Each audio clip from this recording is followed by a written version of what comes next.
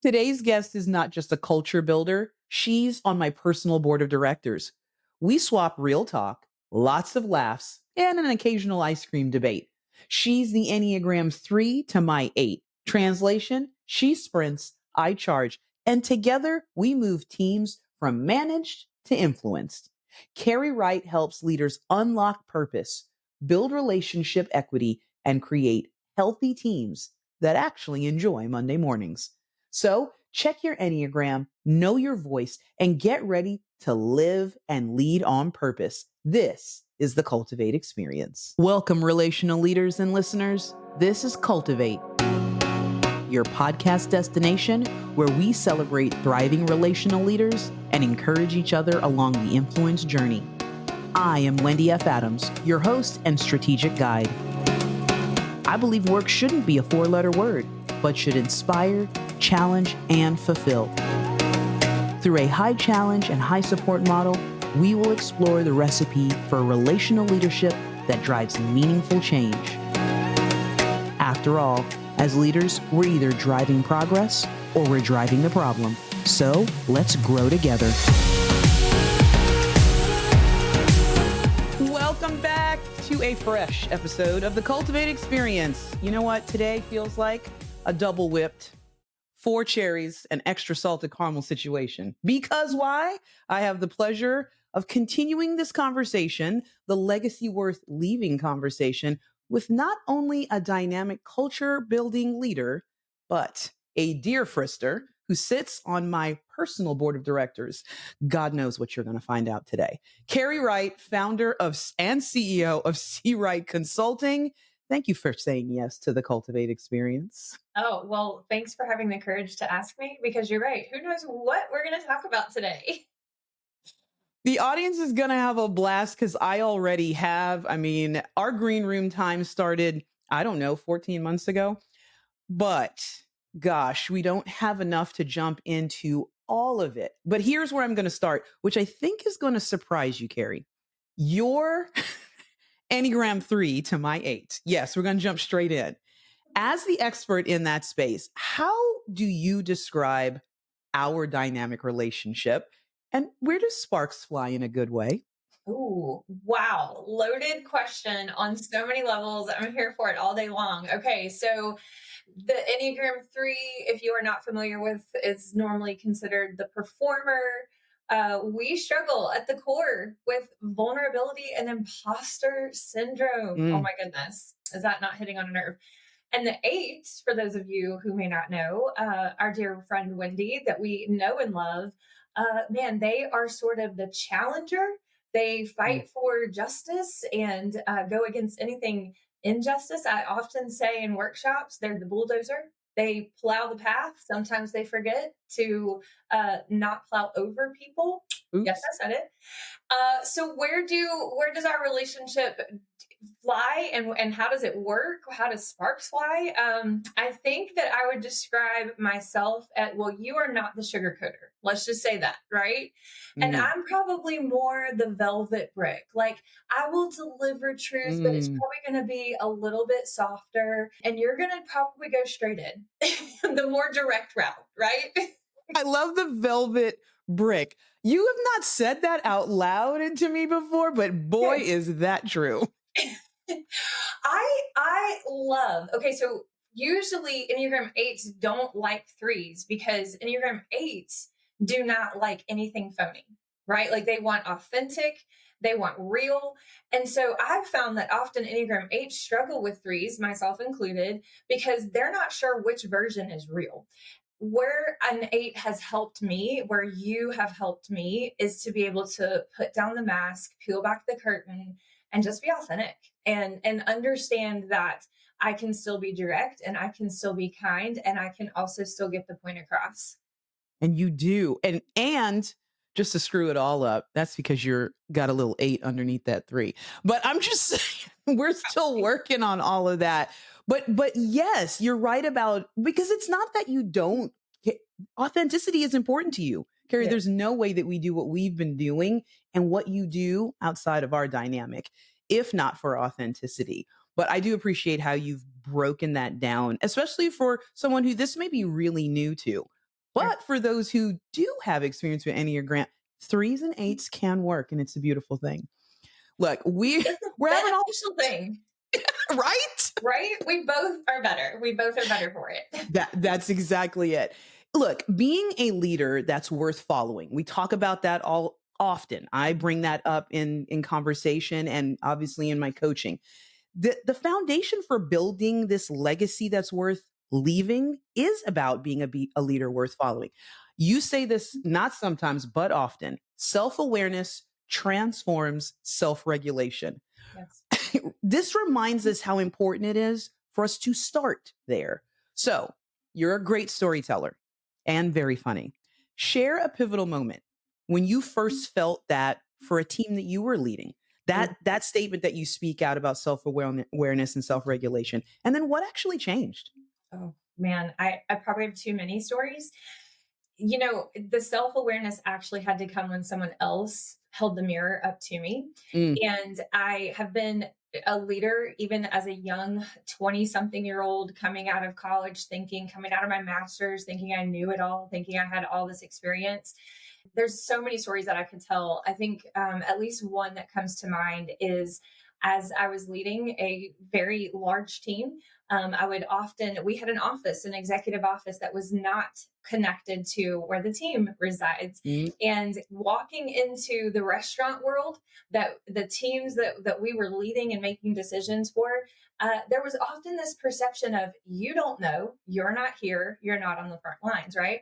So I felt like it was my job to come in with songs and singing and cheer and as much energy as I could possibly muster to try to cheer everybody up. And there was one particular day where that was not my demeanor. And mm. I think I was letting everybody know that I was having a bad day. And the breakfast manager pulled me aside and said, "Hey, listen, all due respect, but we've had a really tough morning. And I just want to let you know that when you walk in, you have the potential to be the thermostat.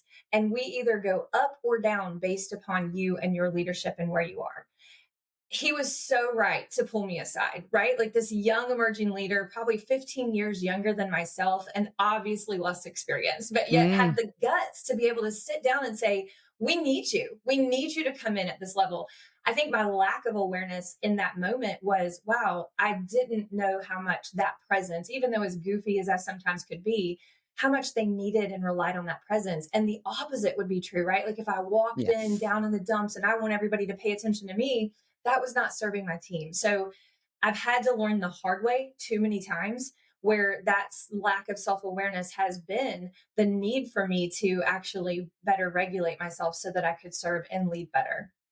And kudos to that emerging leader, right? To be able to Yes. step in, had to be an 8. I'm just saying, like to Period. step into that space and to put, like you said, put that mirror up. I love the thermostat, right? You're gonna regulate the temperature here. Yes. Goofy and hey, we're gonna have it doesn't sound like you were having a my pleasure kind of morning. That's just Was what I want. not. No, it's not a my pleasure kind of morning. But then what did it also say how you responded to that leader coming to you and bringing that before you, right? That wasn't just a moment for you to learn and elevate, but for him as well. Yeah. You know, and this was somebody that I coached all the way through and had the hand in a part in coaching from him literally coming in as a team member. And now Mhm. he owns his own Chick-fil-A and is extremely successful. He's now leading teams. He's producing other leaders as well. And I didn't have the single hand in that, right? But the fact that he was willing was because we had a relationship. There had been some sweat equity. There had been times where even though my office was located off campus, I had rolled up my sleeves. I had put on a hairnet. I had been slinging chicken nuggets and fries.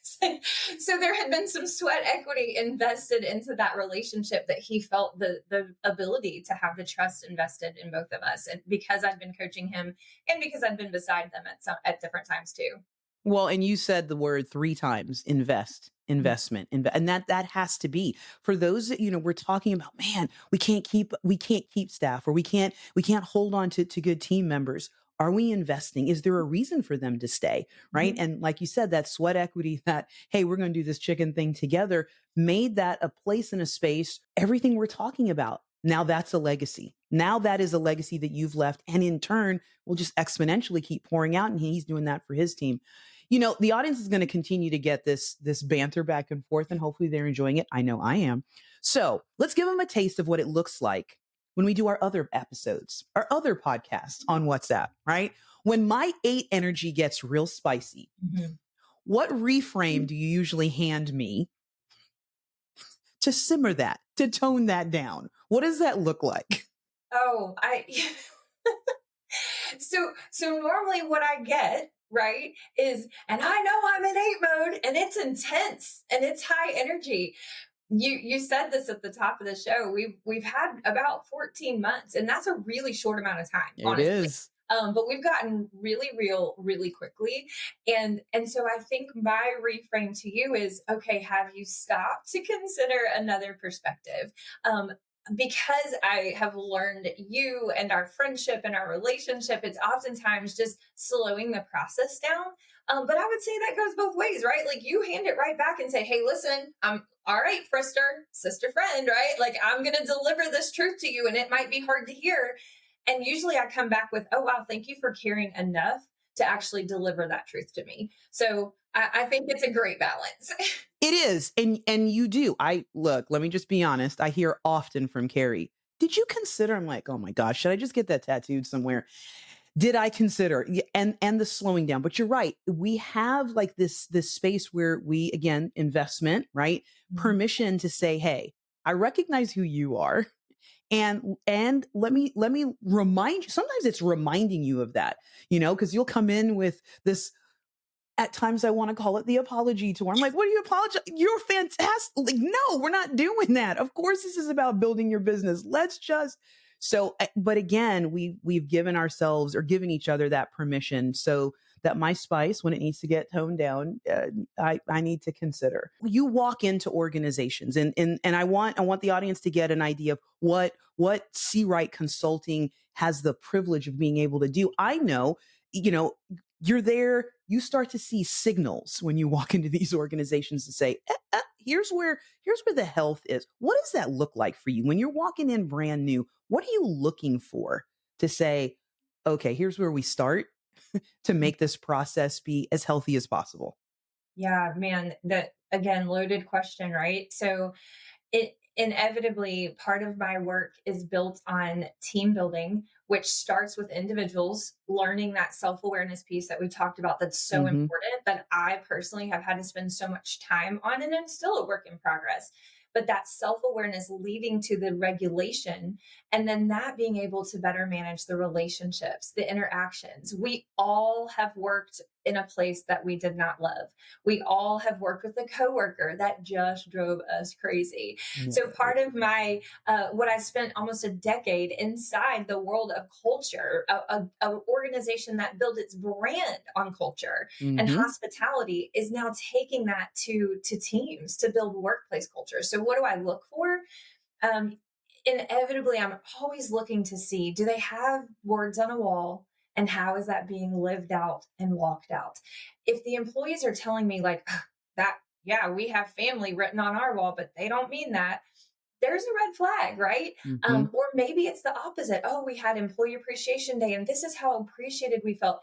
We cannot create a culture of hospitality and service and whatever it is, whatever industry that we're in, if we're not telling first our frontline people that they are seen and valued and that they're wanted and welcomed, right? So, how can we welcome a guest or a customer or a patient or a client before we're actually making our team members feel that way? So, it's a huge part of listening and picking up on, is this really truly what you're living out and living out on a daily basis within your team first?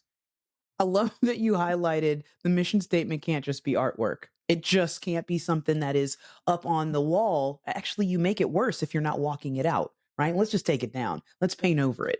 And the fact that that's one of the first things that you are looking for. Mhm. I hear listening, right? Hearing and seeing who's in the space.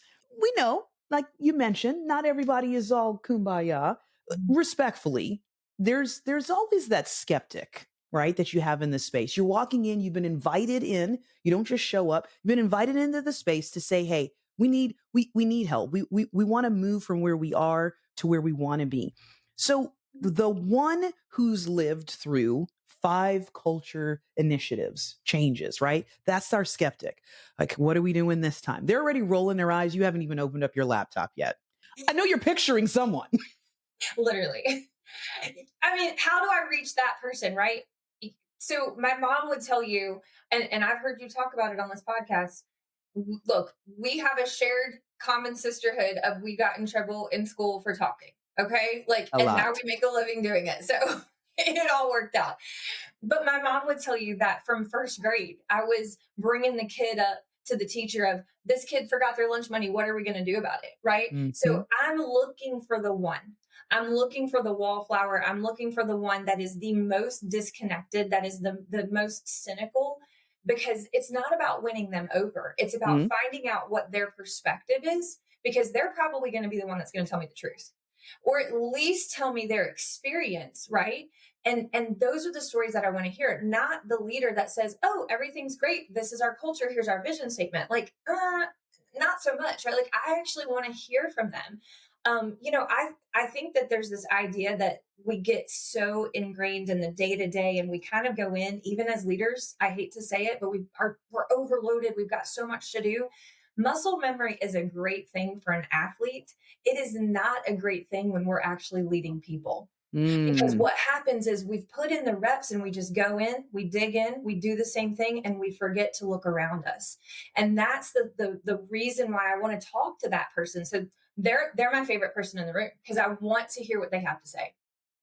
Look, they have a friend. You have a friend in me. No, I mean, we go back to the thermostat, right? That really is as hot as that team is it, how whatever temperature that person is, that's really where the team is. Yes, And that is and so exactly right. that right there, I think we overlook, like you said, muscle memory. We just come in and get it done and get it done and get it done.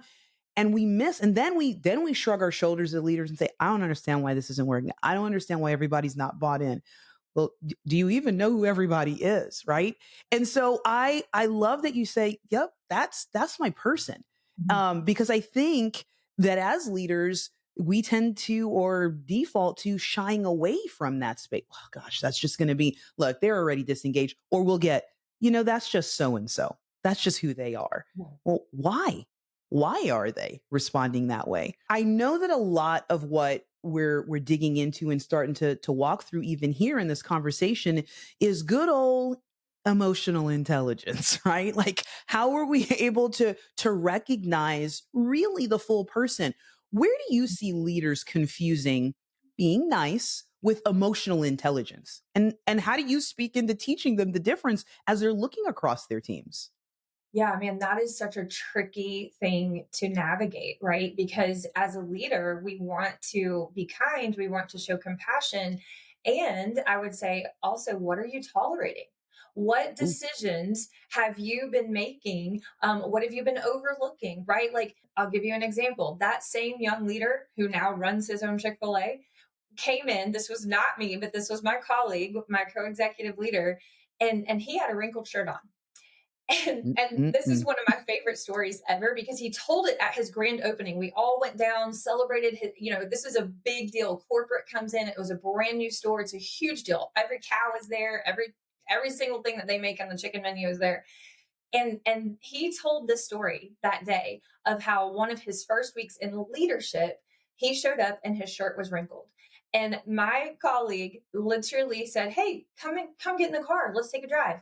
Drove him to the office to get a brand new shirt, and simply said, go in and change your shirt, and just make sure that next time when you show up, your shirt is ironed. Now, we could have allowed him to come in with a wrinkled shirt, and then the next day, wrinkled shirt. And then the next day. And now 20 days later, what's happening to the leader? Well, now I feel a certain kind of way because they're disrespecting me, because don't they know? No, we've tolerated a behavior, right? We've tolerated now creating a bad culture, and we're mad at our employees for it. So, as far as this goes, it takes a lot of self reflection. So, where we confuse this is we think it's someone else's problem, or we think that they're somehow being disrespectful. And sometimes that is the case. But a lot of times it starts with looking in the mirror and saying, where have I tolerated behavior? Where have I not created good culture? Where have I contributed to maybe something that a bad habit, a bad pattern has been replicated because I didn't correct it? So that's where I think it actually starts, is looking in the mirror and saying, what have I tolerated? You just put a lot of responsibility on that leader. No, I mean, right? Like this I, isn't just happening to me, is what I'm hearing, right? They're not just coming up and showing up this way and saying that it's okay. You've said it's okay, Mhm. and and we have to be able to own that as leaders. And so I appreciate that. Gosh, a wrinkled shirt, but you're right. 20 days in, if we're doing that, and then we want to say something like, "What? Uh, it, this has been a problem." I can appreciate that. But again, I think that we can sidestep these things. Well, as a leader, I have so much that I'm juggling. Yes, you do. Let's not miss out on what we are Mhm. supposed to be doing. And that is influencing, right? We're modeling. We got to be able to model this behavior. So I appreciate that. Most recently, and you were speaking at this event, so you didn't have the pleasure. One of our friends and colleagues was giving a great talk that was centered around midlife and the Golden Girls. Oh And we my. talked about the fact of, and she brought to the surface, what was their table like in the kitchen? Mhm. It was small. There was an intimate space. You and I, with several few other of our friends who are in this space of leadership and owning businesses, we've got our kitchen table council. Mhm. What's one of those foundational leadership truths that, and again, not about me, but I'm going to make it a little bit, that you have to keep reminding me of? Be real. Let the audience know. What's that space that Wendy's like, yeah, I'm there again? Oh my, why do you want me to call you out? You Come could call out. me out just as Come on. easily. Because that mirror got to be up. So here's the thing. I think here's where I'm going to call you out, right? Our relationship could have never happened if you had believed a perception that you had about me. And I'm going to say it, Here's the three right? coming. Here it is. Here it is. It's the velvet brick. And it's packaged as kindly and as sweetly as possible. There are not sprinkles, though, because there is a message behind it. Here was this perception that I didn't even know existed, that you had, of I was untouchable, that I was not going to have time for you, that we were not going to ever connect. And somehow somebody been doing some bad press for me, apparently, that I was not working in town very much. I travel all the time. I'm too busy, and therefore that meant I must be too busy for people, right? Especially those in my backyard. And then we connected at a local meeting, which was totally a godsend. And you said, "Hey, let's do Coco. Let's do it." That was a bold invitation. And then literally, I think 4 days later, we sat down. You had cocoa, I had coffee, and we had a connection where you shared this with me. And I was so glad that you did, because I'm like, can we please stop that bad press? But had you not had that moment, right, to have the boldness, there wouldn't have even been a friendship. We would still be coexisting in the same town, doing our own separate thing, and be the less benefactors of this beautiful relationship, this board of directors, this sisterhood, right? So I do think that probably one of the things that I often will say to you, as equally as you say it back to me, is reframing that perspective. Like, is there something else that could be more true here? That's probably the role that I play in many of my friends, that group of sisters you're talking about, where we gather around the table, that I probably play to almost all of them. Is this completely true? Is there something that could be more true? And do we need to maybe change our perspective on this? And I can't say thank you enough for that. And I know you're like, what are you doing? But I do. We have to. None of us have arrived. We're all on this journey, and Right. so this is a good reminder. And I want the audience to be able to. Yeah, they're getting a different look into who their host is, but to recognize I'm not there. We are continuing on this journey, and who you surround yourself with, right, in this space is go back to the temperature, the thermostat. Yeah. Are we rising together? We keeping each other status quo? or is there detraction in this space? And so that's what and I appreciate that. And yes, you did it in a very velvet brick way. You mentioned earlier in our conversation about this sentiment of family, like Mhm. in the workplace. Yeah, they say that we're family, but when you hear Mhm. that, how do you help a leader transform that sentiment into a standard Mhm. without losing the heart of it? So it's not just this fluffy thing, but that we really can have what it means respectfully to be family. Yeah, man, I love that question. And here's my very short answer.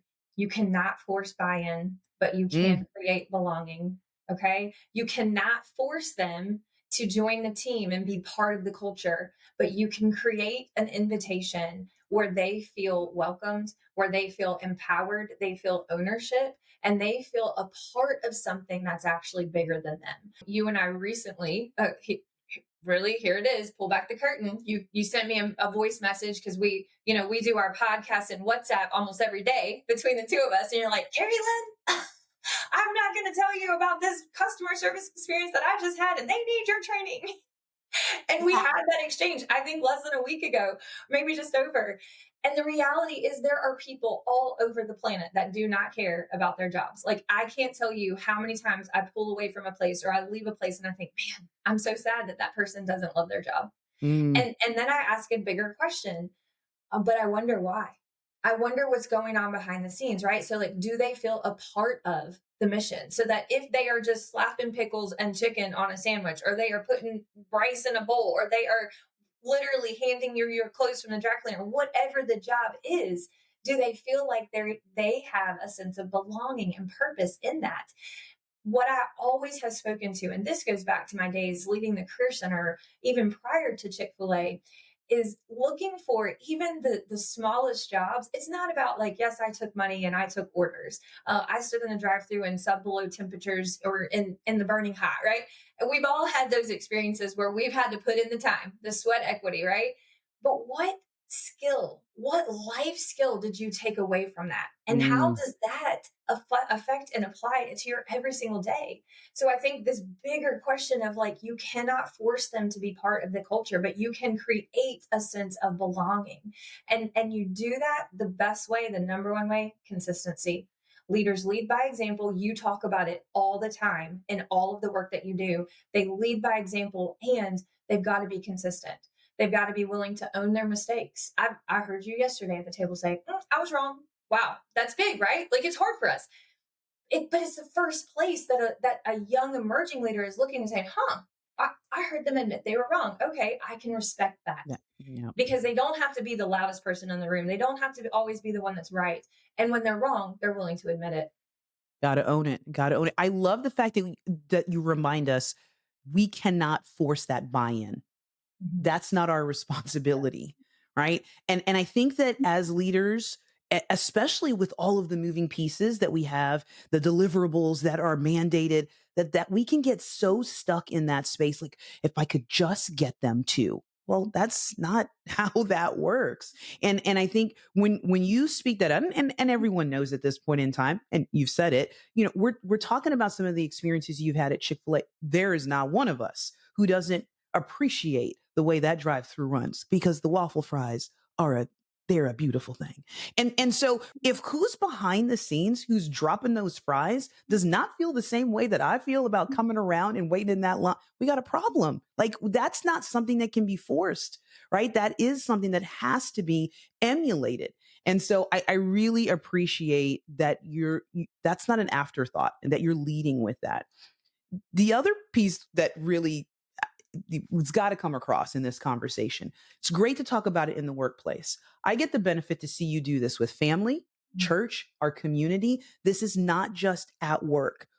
What are the rituals that keep your leadership anchored so that it's with benefits the client on Monday, but also what's happening with your family and in the church and in the community? Yeah. So I live and die by a schedule. um, and maybe one other fun fact that your podcast listeners would like to know is that I don't like to be late. And maybe or maybe not, I have encouraged you It's another velvet brick coming. This one wasn't covered as velvet, let me just tell you. Maybe not. It was a lot more direct. I was definitely more of an 8 when I delivered Wendy. You need to be on time.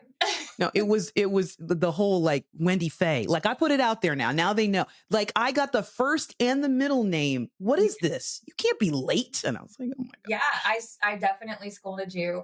Yeah. But that is it, right? Like it is being able to have you as a board of directors. It is starting my day truly for me as a believer in Christ. It's starting my day early, typically with a workout, sometime in the 5 o'clock hour.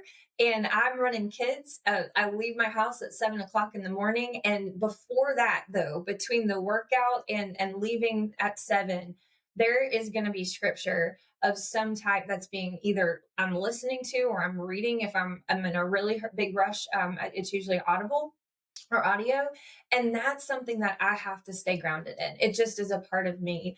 Now, listen, I've got on my phone, right, like the verse right now that I'm trying to clothe myself with compassion and kindness and gentleness and humility. And I'm not telling you I do a good job. That's why it's on my phone as a reminder. But even then, that's where I have to come back to my rhythms with my family. I often joke about I'm living my kid's best life right now. I'm a senior in high school. He's the water boy for the football team. We've got senior night. We've got senior activities. Like all the things are happening. I've got a competitive dancer. And so we're doing dance competitions and conventions and all the classes and all the outfits and all the makeup and everything else, and I'm enjoying that right in the season. So I stay grounded with keeping my family also as a priority, and truly trying to build in. This is such a big thing. As leaders, we don't think that we have time to rest. We Mm. can't afford not to. We have to be filling our cup. It's the conversations daily with you, with others that help ground me, that bring me back to reality when I'm up here and I'm having my meltdown, and you're like, "Hold on, Carrie Lynn, hold on," and then you speak that truth to me. So it is truly creating those rhythms and building in true rest and restoration. And I get to see you walk that out and ask for the accountability. Like that's something that we haven't said the A word out loud. So let me accountability. Like when we talk about a board of directors, when we talk about having people around that dining room intimate space tables to speak into, it is to help us in, hey, you said this. This is what you were working on. This is where you want to move towards. Let me help you with that. To call up. And you and I have had that conversation and we both use that language. This is not about calling anybody out. It's calling them up into their best, especially when you've raised your hand and said, hey, this is where I want to be. And so having your tribe, having your people, so important. I'm blessed to be a part of yours and you to be a part of mine. Like it's just been a great thing. We're not called to do this stuff on our own. She failed to mention that there was the largest trunk or treat that I've ever seen photos of in my life that I don't know, her and a team of A minions lot of people. just running this thing. It was for one entity and the whole community was like, hey, we're going to make our way over. Over Um, 1,200 people came for candy at Trunk or Treat. It insane. was for the school. So, yes. Cause we're all still in fifth grade. Like, I want the candy, right? We knew that this was going to go way too fast and then we needed 14 episodes to cover it all. And so as we turn the corner, I do want to hear from you, but the audience to hear. And when people describe culture, right? 5 years from now, Mm. and they've had an interaction with Carrie Wright, what do you want them to say? When a leader's thinking about that space, they've now passed that on. What do you want said? Yeah, man, this is a hard question that I like to ask my coaching clients. And now I know how they feel being on the other side of it. I want and hope that people will have an interaction with me that they judge for themselves, and that Mm-hmm. they truly will be able to walk away with, whatever they thought, perceived, believed, may have heard is going to be changed by what I pray is true authenticity. I'm not perfect. I am a lot. You and I have had lots of conversations about that. And look, that's a whole different podcast about shame stories and shame scripts and how we rewrite that. And that's something that even I've had to do work on to say, I am a lot. I'm not for everybody. But I hope if you've had an interaction with me, you at least walk away feeling encouraged, maybe inspired, probably your toes stepped on a little bit, which I don't necessarily think is a bad thing because it No. really is my desire to see people called up to their God given purpose. And that is truly what I hope people would be able to walk away with. Well, I know this girl definitely does. And others that we've interacted and engaged with. And I appreciate that. For the listener who's maybe taking this all in on their commute one way or the other, what's the transformational move that you would encourage an emerging leader today that they could start to build this space of equity in their team and living out a leadership legacy that's worth leaving? What would you leave them with today? Leadership is not a role, it is not a title, it is not a seat, and it is not a position on an organization chart. In fact, I think we're in such an exciting time because leadership now is truly an ebb and flow, an interwovenness, if you will, of Mm, throw the org chart out the window. This is about sort of like a spider web, and it's got a lot of tentacles, and it goes up and it goes down and it goes back and forth, and it should be a constant evolution of just learning and growing. So wherever you sit, in whatever seat, in whatever role, you have the potential. If you feel that you are a leader inside, you're a leader. So lead from where you are, and do that best by starting the most important journey of understanding yourself, becoming as self-aware as possible so that you can better regulate yourself, you can better maintain those interactions, which is only going to prove to be so beneficial, and that relationship equity to be able to have the people around you, even when they don't like you and you don't like them, truly at least believing in who you are as a potential leader. we can each pull, and again, that's a place to start, right? And that's what we've got to find. Where's Yes. that place for me to start? I know we've got leaders out there who are feeling overwhelmed, and those who are wondering about even just tossing their hands up and saying, because I was there, Yeah. this leadership thing's not for me. But it's who we are, and it's built in. So thanks for reminding us of this is where it begins, and this is how we can walk it out. And none of anything that you said do it alone. No. So I can really appreciate that. Look, the audience would be unhappy with me if we didn't do our rapid fire. So here it comes. Okay. Biggest Enneagram myth about a three that you wish we'd retire. Oh, that we're a chameleon, that we're all extroverts and constantly on all the time. Nice.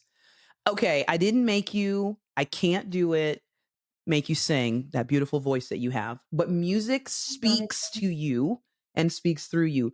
What genre of music best fits your personality?